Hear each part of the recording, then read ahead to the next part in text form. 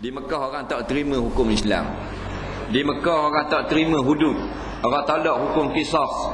Nah, Nabi khabar wajib pun orang tak mau pakai, orang nak pakai hukum manusia. Di Mekah orang tak mau terima ekonomi Islam. Orang nak jalankan sistem riba situ. Nampak? Di Mekah ni orang tak mau laksana munakahat cara Islam. Orang nak cara jahiliah. Dah? Maka Nabi terpaksa menunggu wahyu perintah daripada Allah untuk berhijrah ke Madinah. Di Madinah Nabi menubuhkan negara Islam yang pertama atas muka bumi ini, yang paling lengkap, yang cukup syumul, yang menjadi contoh kepada semua negeri-negeri Islam kemudiannya sampai kepada kiamat. Nampak? Contohnya Madinah lah. Dan Madinah ni dia tak macam orang Mekah, dia orang lembut. Dia orang terima Nabi. Orang Mekah ni orang keras. Kalau kita pergi kedai Mekah keras, kalau Madinah lembut. Nah, kalau kita tanya berapa tawar apa semua tak marah ni. Nah, dia kata la tak boleh gitu ni. Nampak? Mekah marah. Kalau kita tawar 2-3 kali haram, dia kau kita. Orang makan. Nah, kalau Nabi jalan nak balik rumah dia gali lubang nak suruh Nabi jelu orang Mekah. Something kau. Berkat bumi. Maksud kalau kita pergi di Madinah lembut-lembut kan. Selipar dah hilang kalau Madinah. Kalau Mekah kakak tak ada. Kakak tak ada Mekah. Nah, Madinah tak ada orang curi, Mekah curi. Kerana cerita ni kekal daripada dulu. Zaman Nabi tu orang Mekah tu orang hambat Nabi. Nampak? Orang pun Nabi tak boleh lari. Nak lari boleh. Tapi jangan lari sampai bila-bila. Macam-macam peseng. Tu. Anak beranak Mekah. Jadi 53 tahun campur 10 tahun, 63 tahun. 10 tahun menyuruh tu segala manusia masuk kepada agama Islam, ataupun membawa segala manusia masuk kepada agama Islam.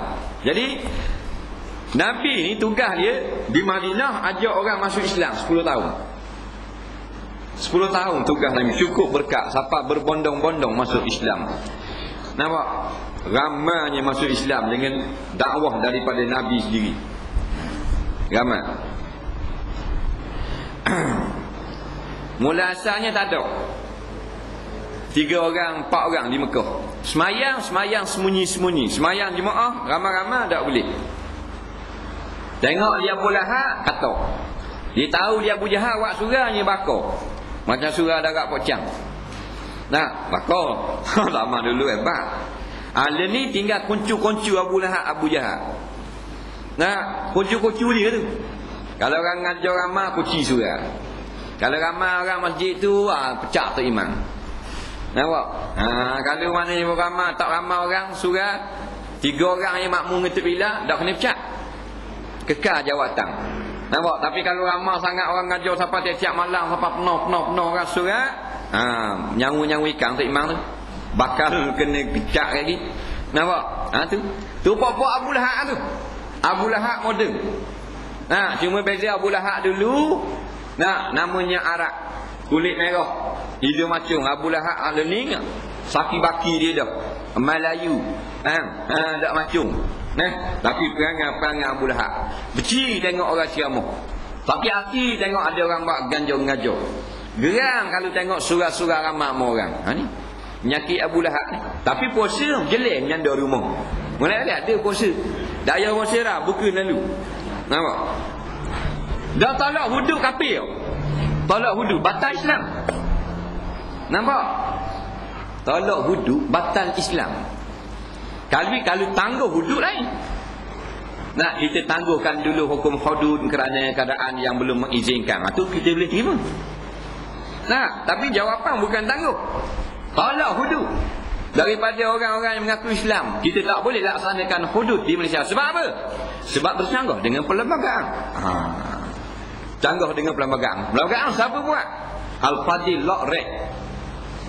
Masalah British agama Yahudi. Itu kita bertahan.